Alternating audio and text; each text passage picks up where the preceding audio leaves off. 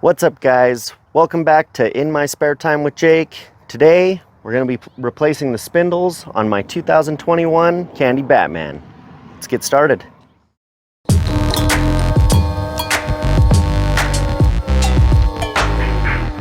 So first thing you're going to want to do is loosen the nuts on the front tires.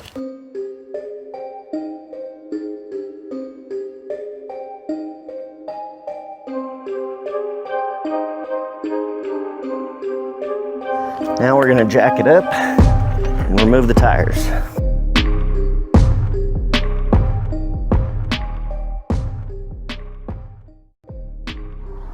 So now that you have the tires removed, the next step you're going to want to do is remove the brakes. It's going to be just a 10 mil, and there's a bolt right here. This little guy that's gold, and then there's one right below as well. That might be hard to see, but right there. So we'll just remove those two and set the brake to the side.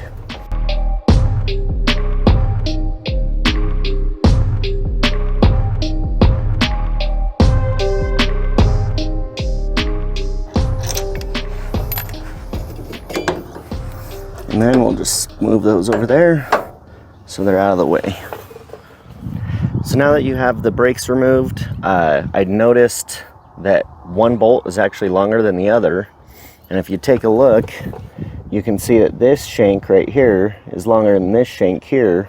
So just be sure to actually, put the right bolts in the right places, or you're gonna end up hitting this brake disc. So the next thing we need to do is remove this tie rod end. You're gonna have this nut down here, and you should have a little pin. These pins, you usually can just bend them back straight.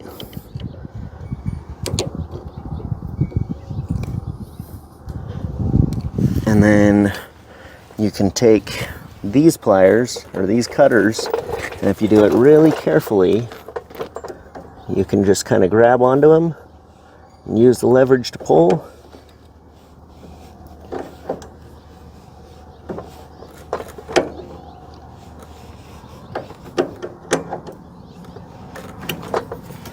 And there you go. Now the cotter pin's out. So now that you have the cotter pin removed, you'll just take a 19mm socket and just break this loose.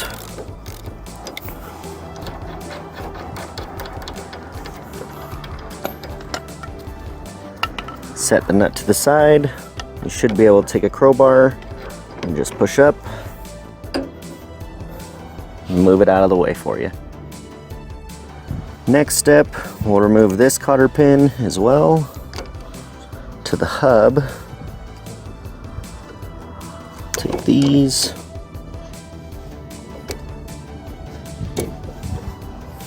So now that we have the cotter pin removed, we'll just take an adjustable wrench, loosen up this nut,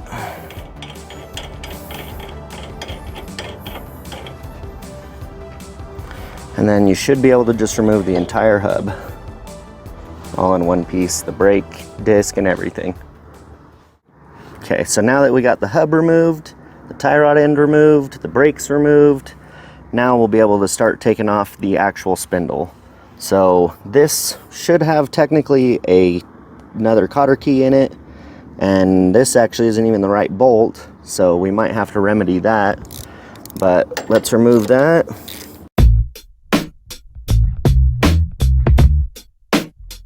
Now with that nut removed, we'll move on to this bottom one, remove the cotter pin. So now that we got the cotter key removed, it looks like the original nut is actually an 18mm, but that top one for us was some weird one that someone probably replaced. So we'll just remove this nut.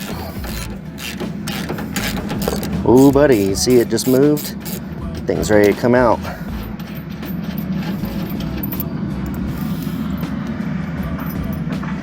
All right, and then we'll just grab this upper A-arm, pull it apart, and out the whole thing comes. This is our nice new shiny one with new ball joints, and hopefully the spindles are the same, because I kind of ordered these from Amazon and took a shot in the dark, so we'll find out. But somebody else reviewed, said that they worked for them, so let's put them on. It does look like it has squares, little notches, and as you can see, this has square notches as well. They don't look aligned right away, so you may have to kind of like stick it in and then maybe turn the ball joint some to get it to line up.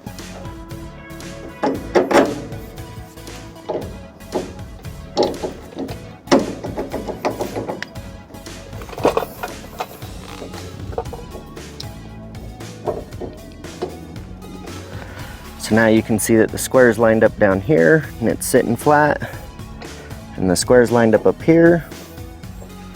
So now we'll just reinstall the nuts. So your project's going smooth. You have the first spindle installed. You're feeling pretty good about it, right? Well, make sure that when you get the spindles, you'll order the ones that come with nuts. I didn't do that, so I wasted all the daylight I had to film at the hardware store, getting the right hardware. Isn't it great? Well, if you're looking for these spindles and the right hardware, I'll make sure to post a picture of them and a link down in the description. But now that I have hardware, let's get these actually bolted on. Okay, so now we're going to take our hardware, put a flat washer that's grade 8, put it right there, install our castle nut.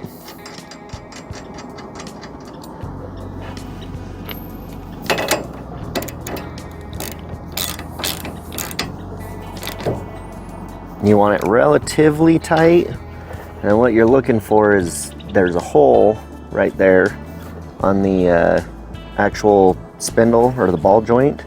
Yeah, there we go. So you can see it's just turned a little bit past that hole. So we'll just back it off a smidge so we can set our cotter key in there. A little more. So now your castle nut's tight and your hole is aligned. Install the cotter pin and just bend it back.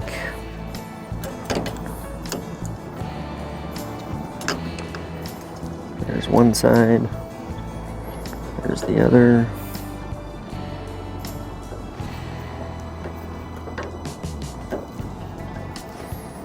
And there you go. Now that the top's done, we'll move on to the bottom. Okay, now we're on the bottom one. We're going to grab our flat washer, our castle nut, install that.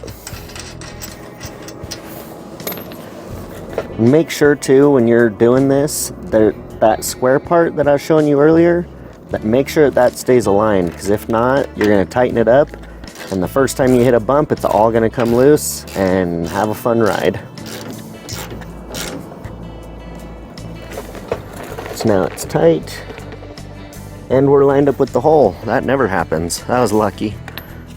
And now we'll just install the cotter key. All right, so now that your spindles are tight, we're gonna go onto the tie rods, and we're gonna break them loose.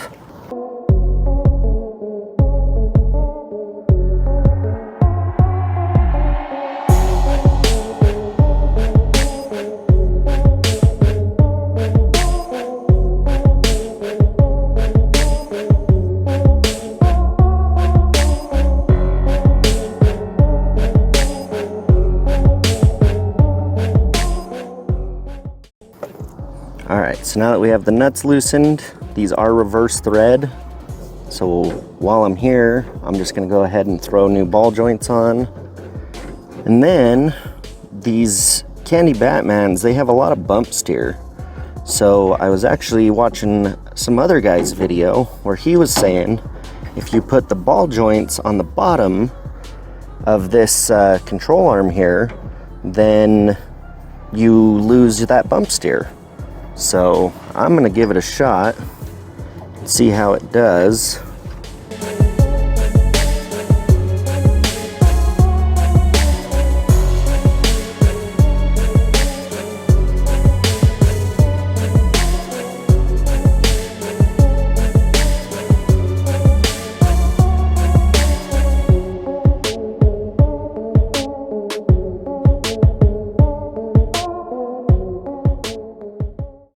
And there we go. Tie rod is now installed.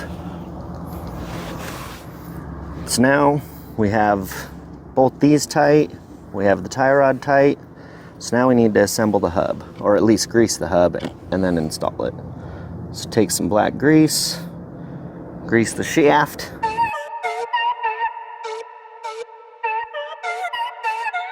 And then you're gonna take some grease, pack it in these bearings. I know that they're roller bearings, so you can't really grease like the actual bearing itself, but just in case that bearing ever seizes, then you still have a little bit of lube on the actual hub. That way you don't burn up your spindle again. So just put a good amount of grease in there. And then go ahead and install the hub.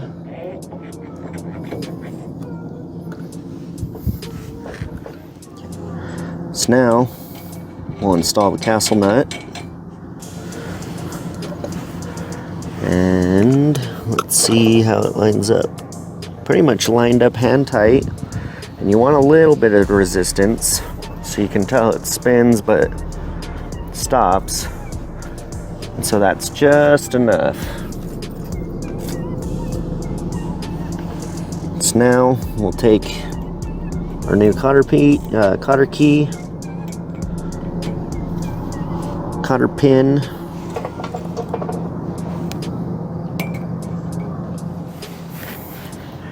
and then double check that your hub is free but kind of tight. So now you can tell I had to back it off a little and it got a little loose, and that looks about where we want it. So looks like we could maybe even tighten it up one more. The scary thing is if you tighten it up too much, then it creates a lot of drag and a lot of heat as well. So I think right there it's got a little bit of play, but not too much. We'll see what that does. We have the hub installed. We'll slide our brake back over.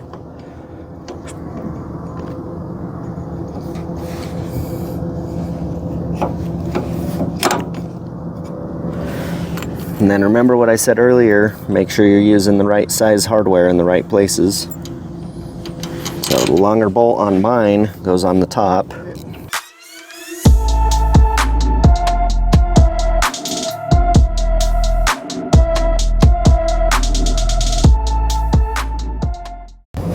All right, and now your whole assembly is back together. Next step is just reinstall the tire.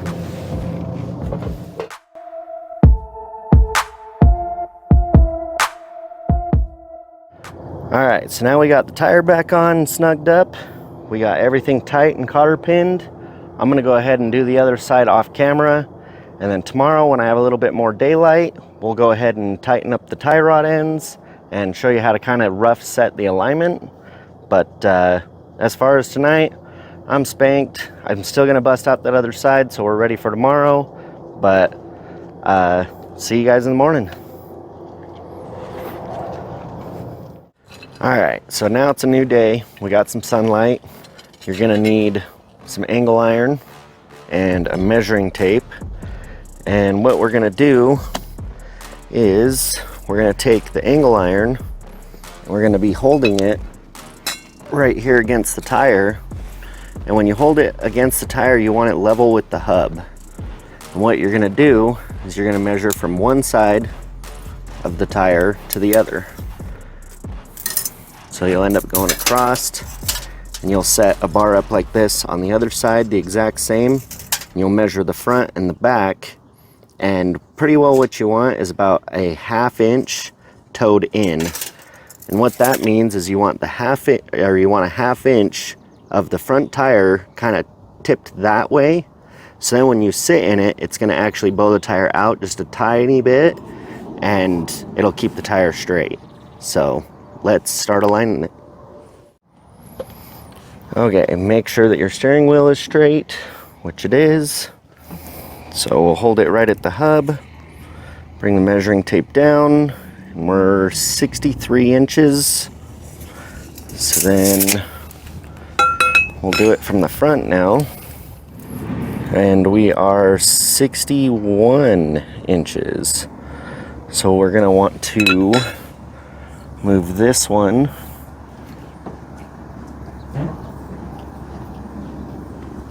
out just a little.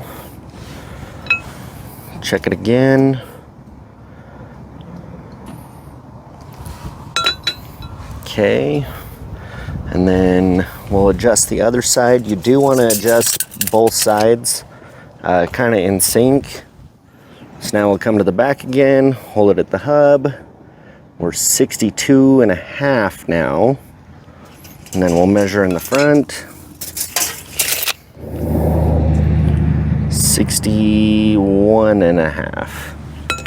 So we need to go outward more. So that should be towed right. And then if you did it properly, your steering wheel should also be straight. And so let's take a look. Whoop. And the steering wheel's straight. So now we can just tighten it all up and the alignment should be pretty close, at least well enough to drive.